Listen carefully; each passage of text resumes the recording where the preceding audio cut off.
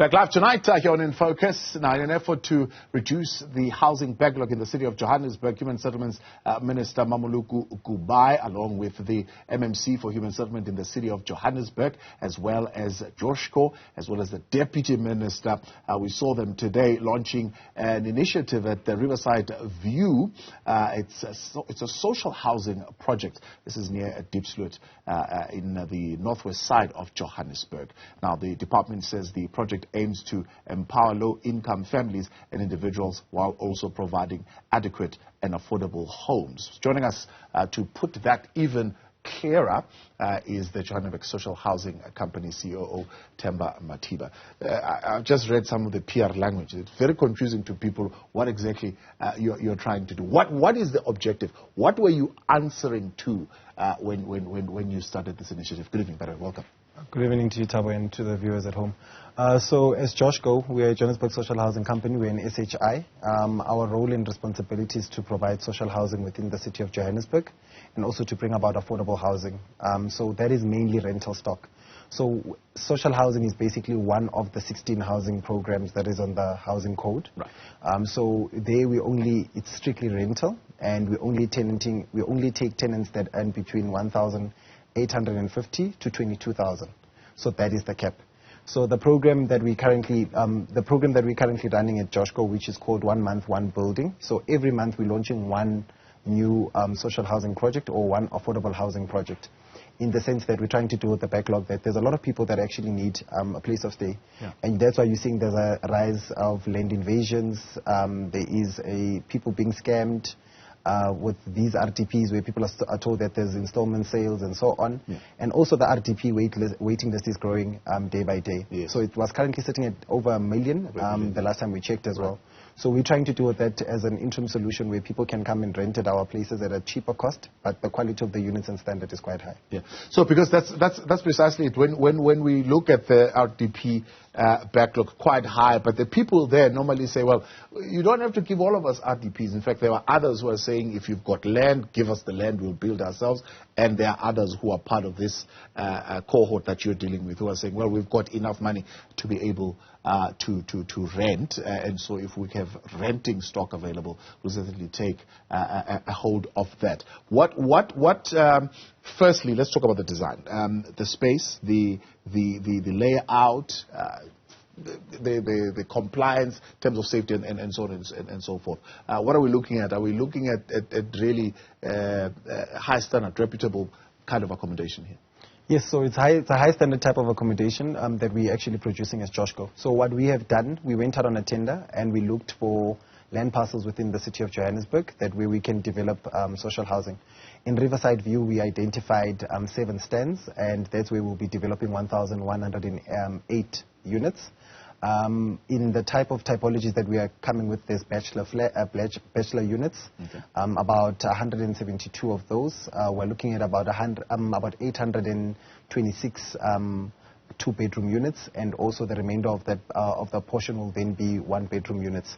In the unit typology, we're looking at units that are not smaller than 34 square meters in size. What we've then done also in terms of the specification and quality that we have, one, our units in terms of security, they have a gated security and a biometric system that is used, and an electrical fence. 2, we actually have solar-powered lights around the entire estate. And 3, we actually have a parking space dedicated for each unit for those who have cars. 4, inside the unit, actually our units come fitted with a smart meter, both electrical and water. Yeah. And also our units are also DStv ready. All they just need to do, our tenants, they just buy a DStv decoder and activate it. And then also in terms of they are also Wi-Fi ready. So in terms of the quality and standard of the units, we are a great competitor to a lot of the private market owners and players in the property space. Yeah. We offer quite decent housing that is also very secure, safe, and also that complies with OHS, because we also have occupation certificates that needs to be issued on these buildings. And right. This building, especially the Riverside project and all our projects as Joshko, have been enrolled with NHBRC on issues of workmanship to make sure that we hold our contractors accountable in that aspect. But also in terms of quality assurance, what we've done stress testing from day one when the bricks are being delivered. Quality testing of also getting professional engineers to vet the work that has been done by the developers to make sure that we deliver a good quality standard. So the quality of the unit that we are delivering for the people of the City of Johannesburg is the best of its kind, because Joshua is actually the largest social housing SHI in the continent. Yeah. And how are you going to ensure that it stays that way?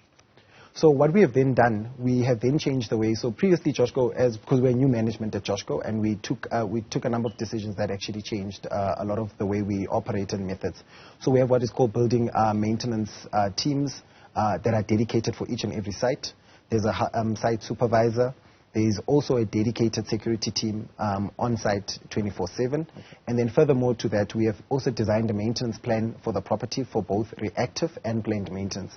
As you know, most of the biggest issues with government infrastructure is that we don't do a lot of planned maintenance on them.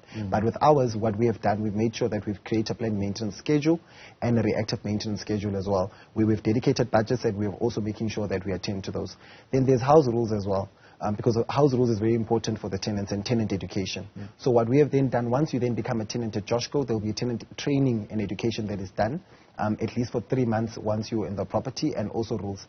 Those who don't comply with the rules, will then fine them. In the event that you're persistent in breaking the rules of the estate, will then be left with no choice but to request that you vacate the unit. There's a lot in the package that you're bringing in. This is social housing. So how much do you actually pay? And how are you able to sustain all this? Yeah, so in terms of the maintenance cost to keep up the buildings, we're looking at spending 1,800, and that is the SHRA standard that has been set for us, because we are regulated by the Social Housing Regulatory Authority. But with the package that we're bringing, it's not just the package. For us, it's more about making sure that our people and the residents of South Africa receive a very good product coming from government. And people are paying rent ranging between 1,200 to 2.5. The most that we can go to is 3,000, looking at the market that we were in.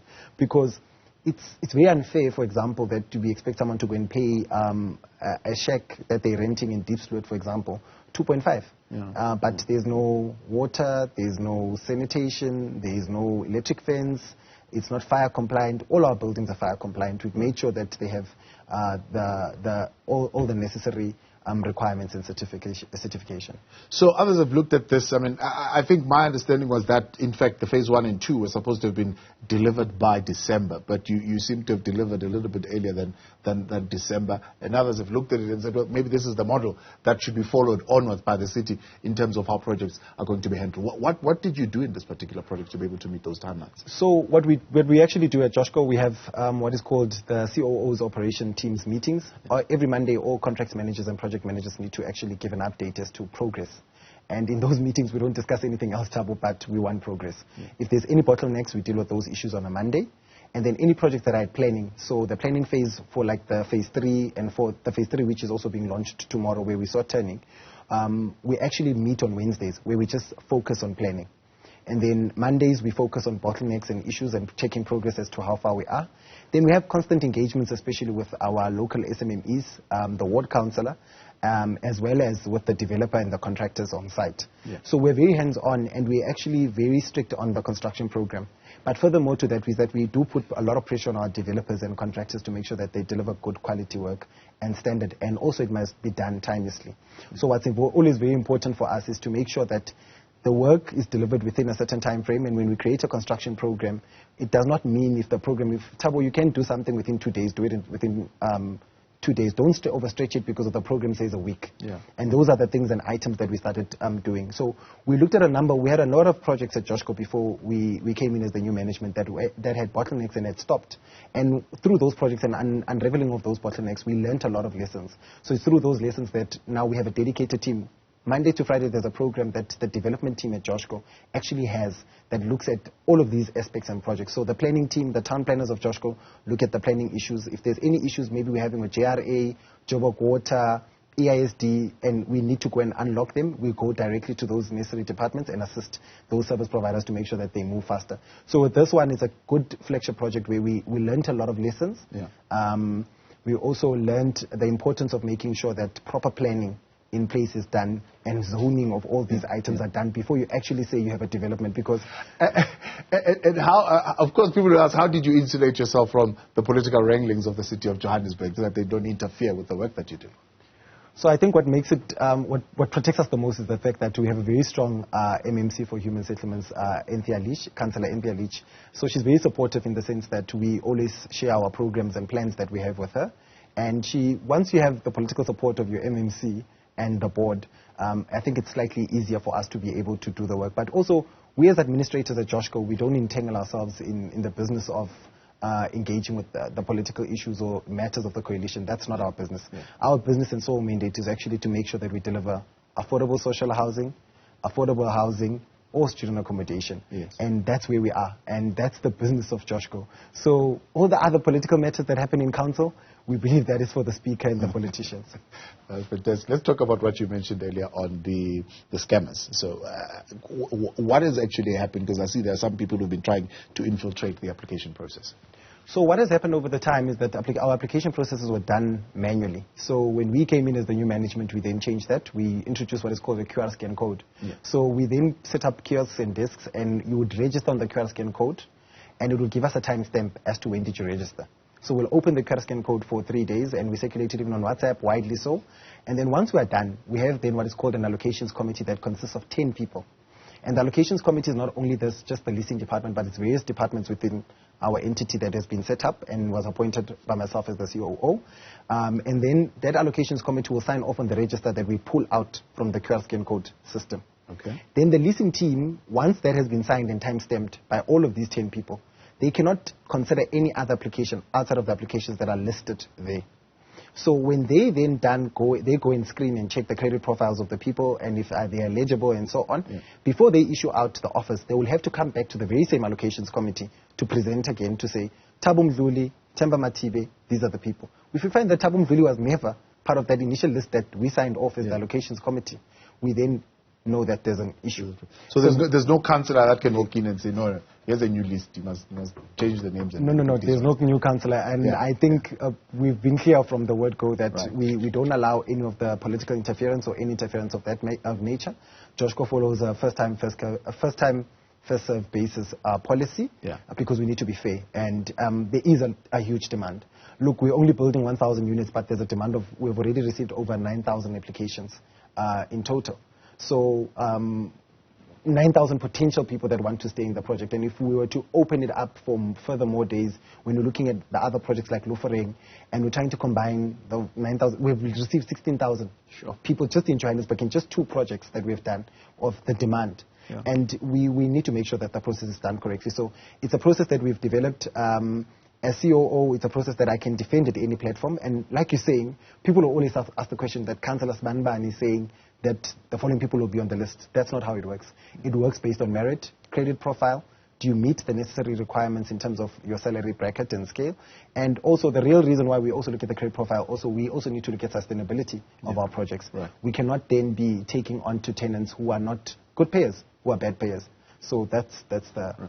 And what's the progression? So one will come in, you take the 180, and maybe I progress, of course, and I get a better job, and then I want to move out and maybe buy myself a new house. How do you then turn around and bring new tenants in and that type of situation? So how we then do that, we actually have, our leases are 2 years. So every 2 years then you have an opportunity of whether you want to renew the lease or you want to leave. And in the event that you want to leave and the space is opened, Joshco does have an online system that has been set up, and we have actually started what is called an leasing application process. Because of as Joshco, we're trying to, as much as possible, we're challenging ourselves that we do less printing and more everything electronically. Everything is on a QR scan code. Even tomorrow's briefing pack is on a QR scan code, for example. Yeah. So we're saying we're not printing because of government prints so much, and we're tired of killing the trees and so on. Yeah. So what we then do is that tenants then can apply once the project is up and running. A year from now, we'll then open up for a database, and the database, again, it's done online, it's saved, and then whoever's next on the list, and then we then call those people, screen them, and then take it to the allocations committee accordingly for them to actually process. Yeah. It's a plug-and-play process that you can take and put it on any project, put it on any municipality. For example, something that could be an intellectual property of government that they can use and spread elsewhere in terms of how they handle these projects. True, it is a plug-and-play process, but what we've done a lot of benchmarking exercise with private sector, because we've then went and looked at how other private sector entities and how other private developers do it. So when we started and we were drawing up the long-term strategy and project pipeline of Joshco, our biggest issue, we had 4 focus areas. One was the energy reduction, and with the issues of load shedding that we're facing, and also our energy bill, our electricity bills that we were paying, we then had to draw up an energy strategy. That was one. The second thing that we needed to look at was the financial model. And then the third thing we needed to look at, how do we then, the development of financial costs, and also the type of units that we want, and what is the type of specification that we want to work on. Whether do we want to pay more money when we start the development, so that we know that the longevity of all these estates and developments and buildings that we build will be sustainable and will then yield us the necessary result. But also the other part was that we were looking at is issues of product and also the governance issues within the institution. So we then turned around to the institution in making sure that we deal with all the governance aspects and also the necessary legislations that we need to comply with from a compliance point of view, and the necessary risks mitigation measures to mitigate those risks. So it has been a long-time project that we've been working on for the past 2 years that I've been there at the Johannesburg Social Housing Company. And with the entire executive team, we've put our heads around how do we model this to becoming this ideal social housing company. We're not yet at the ideal stage that we want to be at, but with the new projects that we've started infusing and putting those in. And with the old projects that we have, the 36 buildings that we have, we did a change management process. And with that change management process, you know that it's very difficult. Joshco is an institution that is almost 20 years old. And the systems and procedures are embedded. And taking into account that I'm such a young executive, now telling people who've been there that, no, this is how we need to change. It does come with resistance, but the model is getting there, and it has shaped up quite well. Talk about this model, which is also being highlighted here, that you managed, out of 320 laborers that worked on this project, you only used 25 who were not from the local community. Yes, so the 25 that was not from the local community was because of the specialized skill that we required. So in this project, for example, there was some things that related to solar installations that we needed to do, some issues with plumbing because of that, with gas that we're actually trying to introduce, because we're also trying to introduce alternative sources of energy and not just reliance only on the Eskom and city power grid. We then needed to then bring those laborers out from outside, but those laborers have then brought us. It's not outside of Johannesburg. They're just outside of the region of the Diepsloot area. But they are actually within the city of Johannesburg, and they brought the specialized skill. And what we then saw also, it's a skills transfer process that is happening with this, because of this entire development in its entirety is bringing about almost 400 jobs of laborers. Not only that, SMME companies were then given an opportunity to be able to do their safety files. They were trained on that. They were assisted to register business accounts and so on. So it's a huge learning curve and experience, and it is one of the biggest social housing projects that the city of Johannesburg will currently have once it's completed. Themba, appreciate your time. Thanks for coming in. Themba Mathiba, he is the Chief Operating Officer for the Johannesburg Social Housing Company, and all the best for tomorrow and going forward with the rest of the phases.